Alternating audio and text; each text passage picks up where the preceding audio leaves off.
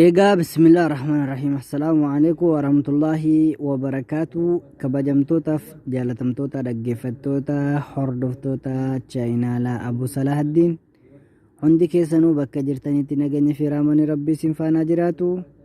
Warreen chaayinaalaa keenya hordofaa jirtanii fi akkasuma hordofanillee bakka jirtanitti nageenya fi raamonni rabbii isin faanaa jiraatu. Egaa har'aan kana aappii haala piroofaayilii ittiin hojjetan isin agarsiisa jechuudha. jeetan ture mana dura sana isinii dabarse har'aan tan ammoo haala itti badhaasa hojjetan yookiin waraqaa ragaa shahaadata shukurii wattaqdiir kan badhaasa yogguun inni barumsa fixe yogguun inni quraana fixe hojjetanii haala itti hojjetanii isinii agarsiisa karaa salphaadhanii na hordofaa jechuun affeerraati yaa gamanumaan warreen chaayinaala keenya sabiskiraab laayik godhatin akka barumsa as jala argattan sabiskiraab laayik sheer gochuu hin dagatinaa. barumsa biraadhaa akkasini dhufu jechuudha. Kanaafuu gamanumaan na hordofaa jechuun affeerraatiyyaa chaayinaala kiyya seenuudhaan warreen chaayinaala kiyya hin qabne seenuudhaan akkasitanitti barreessitanii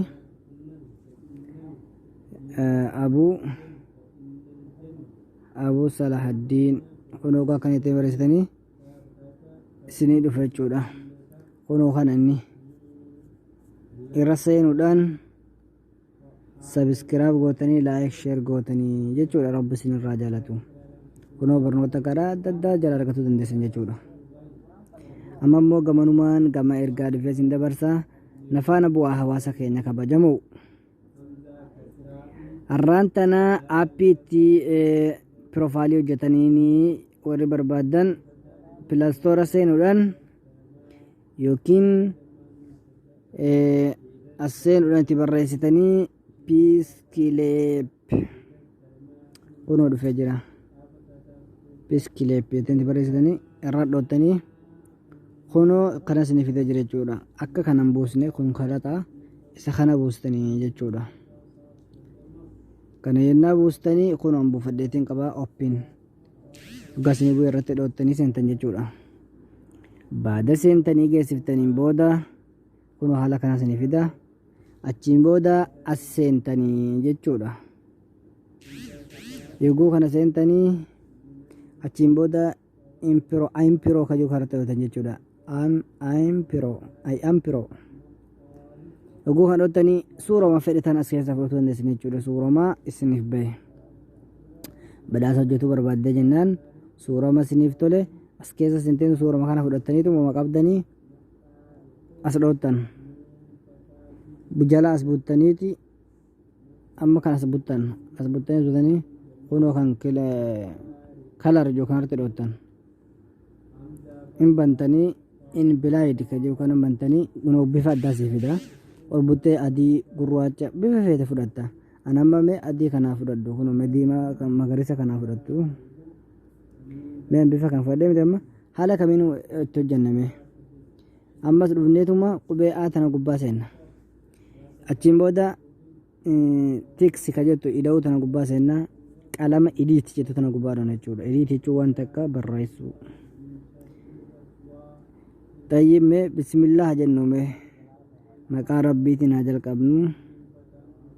Bismillahi arrahmaani arrahiim as dha'uudhaan harkumaan fiddee akkana butta as buttee kunoo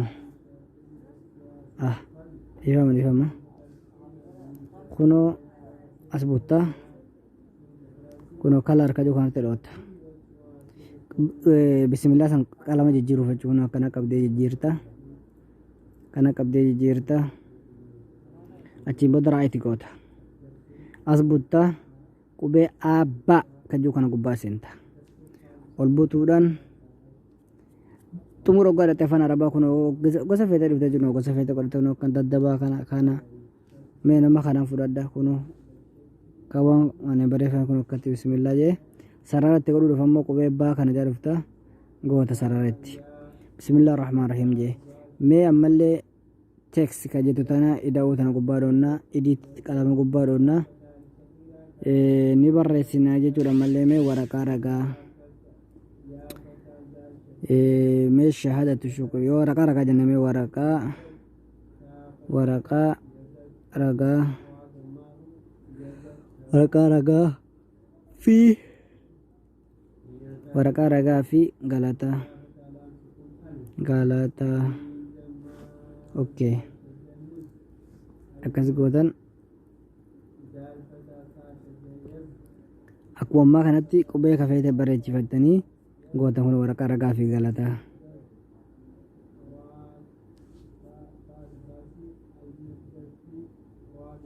kun waraqaa ragaa fi galataa ta'e miti sararaallee qubee baasilaatiin itti gootanii haaluma kanaan deetee badhaasawwan barbaadde itti barreessite achiin booda yoo qarqara har'a waan biraa godhuu barbaadde gattuutta suurama kana gattuutta akkanatti dhugaa gattuutte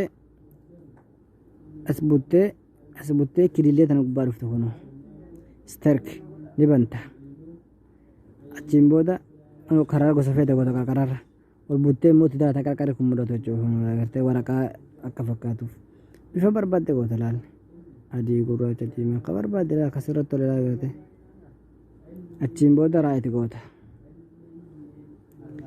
waan barbaade barreessitee geessite as keessa masalan ifama dheeratee jira mee kan biraa malee itti deebi'a haala ittiin malee chaappaa minamee deegashan deebi'ee isiniif fidan hordofa.